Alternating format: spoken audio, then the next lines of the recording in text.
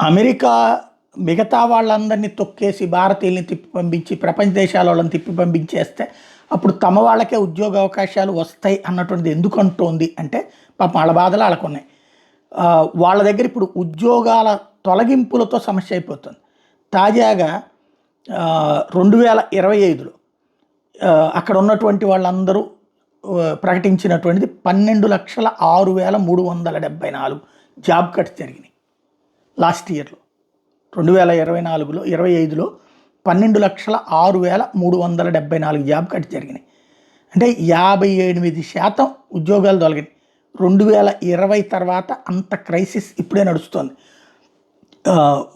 టోటల్గా 2008లో financial crisis అప్పుడు వచ్చిన పరిస్థితి ఇప్పుడు ఫేస్ చేయాల్సినటువంటి సిచ్యుయేషన్ అమెరికాకి వచ్చింది.